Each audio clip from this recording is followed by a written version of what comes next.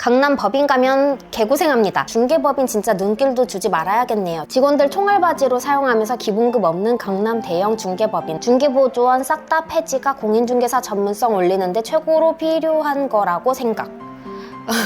안녕하세요, 지지입니다. 찌주. 네, 우선은 제가 법인부동산에서 소속 공인중개사로 근무했던 1탄과 2탄 영상을 못 보신 분들은 여기? 세상에 저렇게 해도 직원들이 들어오는군요. 규율이 심한 만큼 잘 되는 시기였나 봐요. 직원들이 굉장히 많이 있었고 굉장히 많이 나갔다가 들어오고 그랬습니다. 근데 꼭 제가 다닌 부동산뿐만이 아니라 강남에는 법인 부동산이 정말 많이 있었어요. 아무래도 저희처럼 이런 지방 부동산과 다르게 사무실 월세 자체부터가 투자금부터가 다르잖아요. 이왕 한 사무실을 차리는 김에 직원들을 굉장히 많이 뽑았던 것 같아요. 이만한 6평짜리 부동산이라 하더라도 직원들을 가득 채워요. 한 7, 8명 비상주 직원을 또 따로 두더라고요. 계약이 있을 때만, 손님이 있을 때만 사무실을 나올 수 있게끔 강남에서 법인 취업 생각하고 있었는데 좋은 정보 감사합니다. 저도 이거 올리면서 엄청 고민했는데 내가 말을 너무 부정적으로 하는 게 아닐까. 그리고 나 역시도 이때 또 영상들을 보면 제가 안 좋은 부분이나 불편했던 부분을 많이 얘기했지만 좋은 추억이나 제가 배울 점들도 정말 많이 있었거든요. 근데 그런 것들을 내가 너무 생략했나 싶기도 해서 아무튼 네, 영상 잘 봐주셔서 감사합니다. 세상에 그런 거친 곳에서도 그렇게 오래 살아남고 정말 대단스. 저 올해까지는 아니고요. 한 1년 정도 있었던 것 같아요. 1년이 굉장히 짧은 시기이기도 하는데 그 부동산에서는 꽤 오래 살아남는 한 3, 4등 정도의 순위로 살아남고 있는 그런 경력이었어요. 직원들 총알바지로 사용하면서 기본급 없는 강남 대형 중개법인. 한 번쯤은 경험해보는 것도 좋아요. 이분도 중개법인에 계셨던 것 같아요. 예전에도 다른 댓글 다셨던 것 같은데 제가 지금 정확하게 뭐 어떻게 볼 줄을 몰라서 직접 경험하고 나서 판단하시는 게 가장 좋지만 이제 그래도 이런 것도 알고 가셔야 좀 나랑 맞지 않을 것 같아 미리 생각하시는 분들도 있을 거잖아요. 와, 저 다음 주부터 강남 중개법인 출근하겠다고 했는데 다시 생각해봐야겠네요. 아니요, 출근하겠다 하셨으면은 출근해보셨다가 2, 3달 정도 다녀보시는 것도 괜찮은 것 같아요. 감사해요. 갈 마음 싹 사라졌어요. 3일 겪고 온 기분. 지지님 질문요. 4대 보험이 안 되면 예를 들어 병원 갈 때 보험이 안 되는데 이렇게 오래 다닐 직원이 있을까요? 네, 근데 부동산에서는 4대 보험 거의 안 돼요. 되는 곳도 있긴 하거든요. 기본급이 있거나 아파트 실장님으로 들어가시거나 이런 분들 혹은 법인인데도 4대 보험 처리도 해주시는 곳들이 있어요. 근데 제가 알기로는 저도 건강보험이랑 국민연금이랑 다 전화해서 확인을 해봤는데 저한테 회답이 온 거로는 기본급이 없으면 인센티브제, 비율제로 들어가면 아예 4대 보험을 측정을 할 수가 없다 하셔서 만약에 이거를 하고 싶은 분들이라면 기본급으로 일부를 떼고 비율을 조정하는 방식이어야 되지 않을까 싶습니다. 지주님은 어떤 노하우로 손님이 제일 많으셨는지 궁금합니다. 요것도 영상으로 찍어야 되나? 빠르게 요약을 해볼게요. 1. 실매물 관리가 많이 어려웠고 되려 저한테 오는 손님들이 많았기 때문에 나빴다라고만은 할 수 없을 것 같아요. 하여튼 실매물, 그리고 사진, 매물 사진이나 설명, 이제 광고 내용이죠. 3번째로는 이거 어떻게 저거 할지 모르겠는데 성별도 조금 영향이 있는 것 같아요. 같이 일했던 남자 중개사, 남자 동료들한테 그런 얘기를 많이 들었어요. 이렇게 느꼈다는 거는 그만한 남녀 차이, 남녀 콜 양이나 손님 미팅을 이끌어 나가는 게 그래도 분위기가 좀 다른 거를 느꼈기 때문에 그렇게 얘기가 나오지 않을까 싶습니다. 저희가 뭐 셀카를 올려놓고 사진 올려놓고 이렇게 외모적인 게 아니라 이름으로도 남녀 중개사를 알 수가 있대요. 근데 사실 저도 막 손님들한테 저한테 왜 연락하셨죠? 제가 여자 중개사인 걸 알고 저한테 연락하신 건가? 이런 거를 물어본 적이 없잖아요. 저 역시도 그런 영향이 분명히 있을 거라고는 생각을 해요. 중개보조원들 하여간 자격증 없으니 자격지심에 깎아내리는구나. 중개보조원 싹 다 폐지가 공인중개사 전문성 올리는데 최고로 필요한 거라고 생각. 요런 댓글을 제가 직접 읽게 되다니. 요거는 우리가 얘기를 많이 할 수는 있는데 저 혼자 소통하는 것보다는 다음에 지주라방 또 한 번 켰을 때 같이 얘기해보는 것도 좋을 것 같아요. 우리가 얘기한다고 해서 없앤다, 없애지 않는다, 중개보조원이 다 문제다, 소공은 사고치지 않는다, 약간 이런 식으로 편파적인 얘기들이 아니잖아요. 그거에 대해서도 어떤 분위기인지 같이 얘기 나눠보는 그렇게로 제가 넘겨볼게요. 첫 중개업 취업 정말 중요한데 경험치를 얘기해 주시니 많은 공감이 되었을 것 같습니다. 힘든 시기지만 공인중개사들 화이팅 합시다. 법인부동산에서는 몇 년 일하셨어요? 그리고 중개사법에는 자격증 대여랑 허위매물은 자격증 취소랑 과태료 등 부과가 되는 걸로 배웠는데 이런 일들이 빈번한데 처벌되는 경우는 거의 없나요? 다른 부동산에서 신고한다거나 하진 않나요? 법인 부동산에서 몇 년? 법인 부동산에서 약 1년, 그리고 개인 부동산을 2개 정도 가봤고요. 그 다음에는 개업을 했습니다. 그리고 자격증 대여랑 허위매물, 과태료, 신고가 되지 않는 이상 잡기가 어려워요. 우리 부동산뿐만이 아니라 모든 법들이 다 그렇잖아요. 네, 다른 부동산에서도 신고하는 것 같고요. 최근에는 다른 손님들이 많이 신고를 하시는 것 같아요. 공동 대표가 있어요. 그러다가 뭐 갈등이 있었다가 사무실이 찢어졌어요. 각자 이제 자격증을 가지고 밑에 있는 직원들이 꽤 많이 있었대요. 한 열댓 명 이 정도로 있었는데 이제 각각 찢어지고 누가 여기로 가고 누구 여기로 가고 이런 식으로 나눠졌겠죠?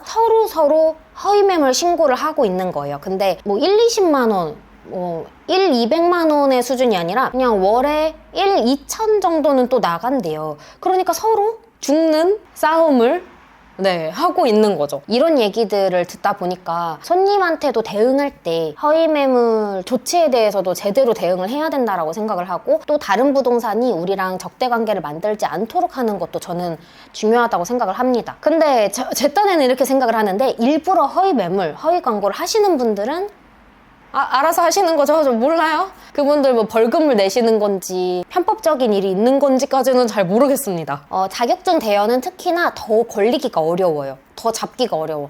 예를 들어 계약하는 사람이 여기다가 카메라를 달고 소장이 도장을 찍는 건가, 직원이 계약서 설명을 하는 건가, 이런 거를 보는 것도 아니고 피해 나갈 방법들도 많이 있고, 이거는 이제 제 생각인데, 단순히 자격증 대여를 했다, 아니면 누가 다른 사람이 도장을 찍었다, 사인을 했다, 계약서 설명하고 진행하고 중개보조원이 계약 조율하고 이랬다 하더라도, 이렇게 함으로 인해서 중개 사고가 났을 때 그때 조치가 되는 거 아닌가 싶습니다. 강남 법인과 개인 사무실 고민이 많았는데 도움이 많이 된 것 같아요. 처음 시작할 때 취업 말고 합동 사무실로 개업하는 건 어떻게 생각하시나요? 그리고 법인 취업할 경우 중개보수는 사무소에서 정한 요율로 책정하는지 손님과 조율하는지 궁금해요. 네, 합동 사무실로 개업하는 것도 좋죠.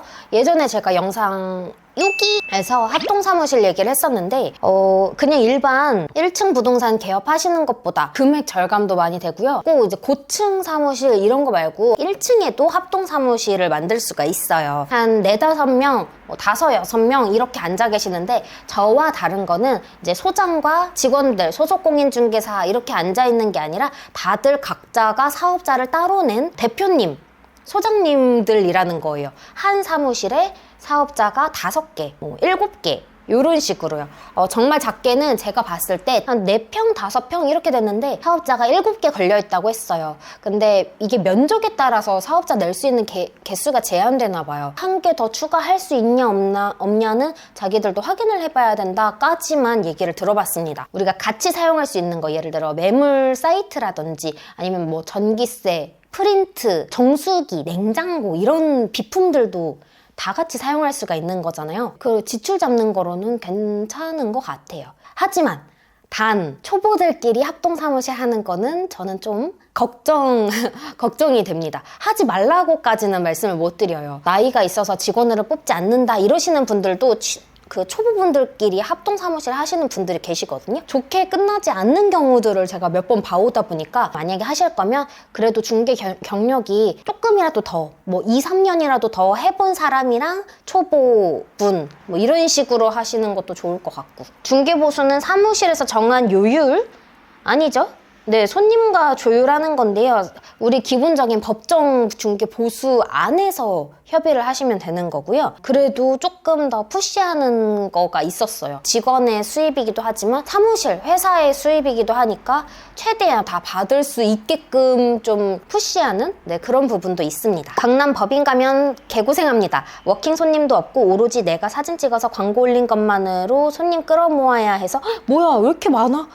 댓글 되게 길어요. 밤낮으로 겁나게 매물 보러 다녀야 하고요. 대부분 신입들 빠른 수익을 내기 위해 원투룸 월세 매물 주로 취급하고 그 매물들도 해당 부동산에서만 관리하는 매물이 아닌 강남 전체 공유되는 공실 사이트에 99% 의존하기 때문에 사진 찍으러 간다 하면 집주인에게 욕먹어가며 항상 거절당하고 아쉬운 소리 해야 하고 경쟁은 피 터지고 원룸 월세인데도 깔끔한 매물 하나 뜨면 강남 부동산 전체에서 하루에 10팀씩은 방 보고 갑니다.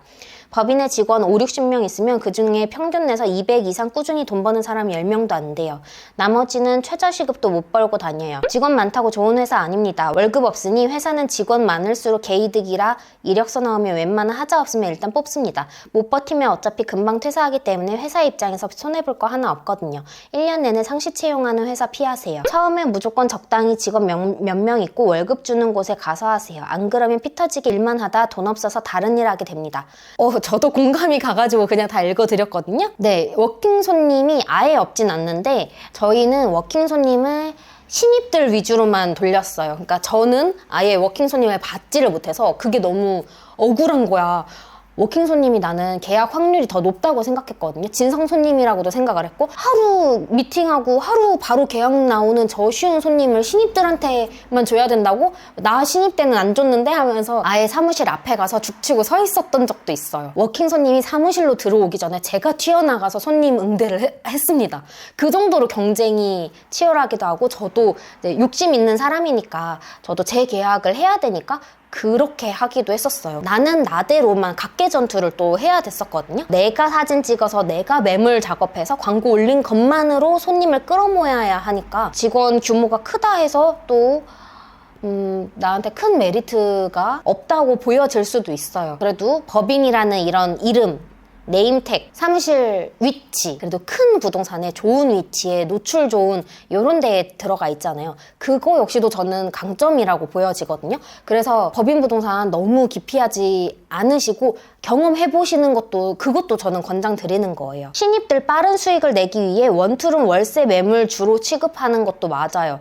월세 말고 전세도 많이 저거 하죠. 왜냐면 전세가 돈이 되니까. 네, 그리고 강남 자체가 매물이 다 공유되고 있어서 우리만 가지고 있는 매물이 없고 경쟁을 뭐 적게는 13개, 그러니까 거의 15개부터 30 몇 개 되는 부동산이랑 같이 한 가지 매물 가지고도 싸워야 돼요. 근데 단순히 우리가 물건 한두 개 가지고 있는 게 아니라 몇백, 몇천 개를 모든 부동산이랑 다 경쟁을 하니까 그만큼 계약이 나오기에도 어렵고 광고 지출하고 물건 따러 뛰러 다니고 손님 미팅하고 이렇게 노력으로 들이는 시간과 비용이 더 많이 드는 것도 있었어요. 직원이 많다 해서 거기에서 월급 정도 기본급 200, 300조차 벌지 못하는 경우들이 비율적으로는 더 많아요. 최소한 반 이상?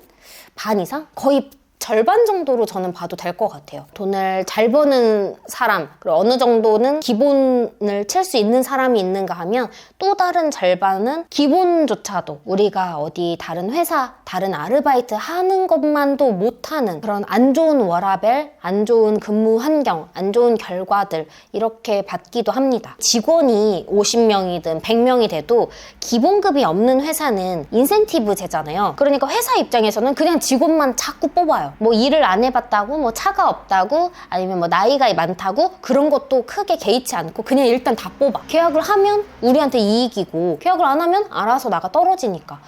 네, 그런 약간 잔혹한 부분들도 있습니다. 허위매물 광고 확인 설명서 위반에 대한 실수도 용납치 않는 구청의 엄격 단속 등등 바르게 일하는 공인중개사들이 많아질 때 사회에서 인정받고 대우받는 직업이 될 텐데 지금은 더 전문적이고 더 신뢰 있고 성실하고 책임감 있는 직군이 되었으면 좋겠어서 저 역시도 그렇게 일을 할 거고 다른 분들도 그렇게 일을 하실 수 있도록 최대한 저도 같이 힘내보겠습니다.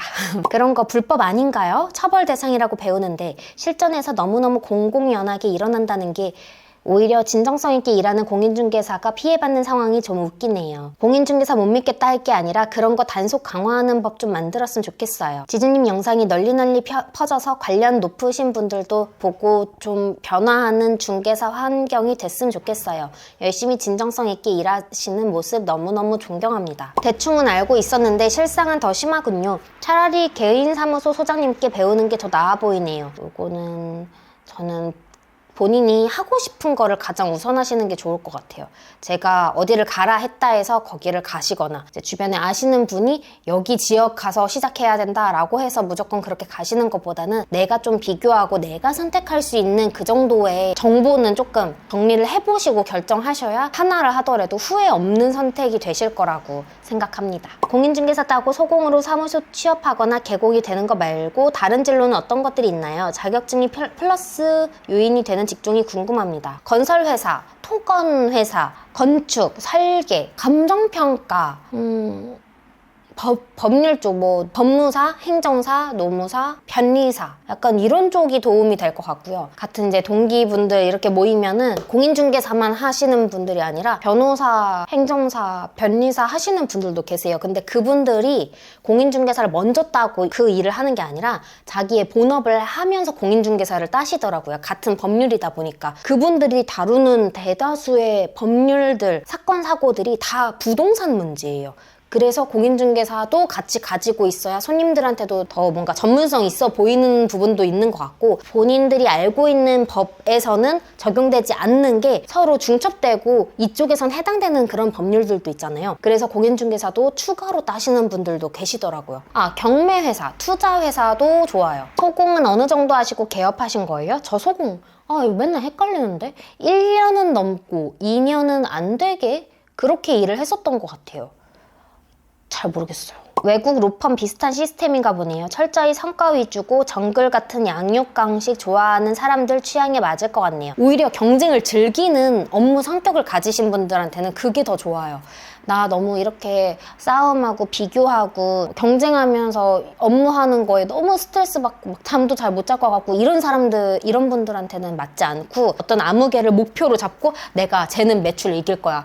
쟤 이번에 매물 몇 개 땄네? 계약 몇 개 했네? 더 큰 매출, 더 많은 계약을 하겠다 하면서 오히려 경쟁이 더 플러스가 되니까 둘이 치고받고 1, 2, 2등을 싸우는 그런 것도 많이 봤습니다. 그래서 그런 성격의 분들한테는 그것도 좋은 선의의 경쟁인 것 같아요. 법인에서 어떤 분야의 중개를 하셨나요?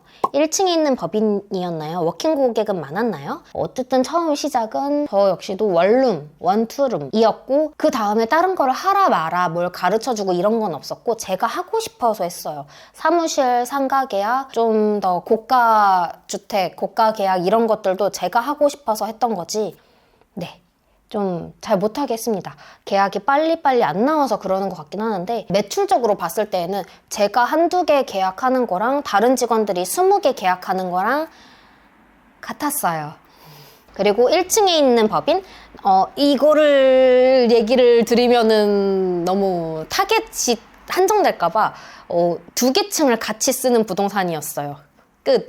워킹 고객 많진 않았으나 없지도 않고 그래도 일주일에 2-3명, 4명 정도?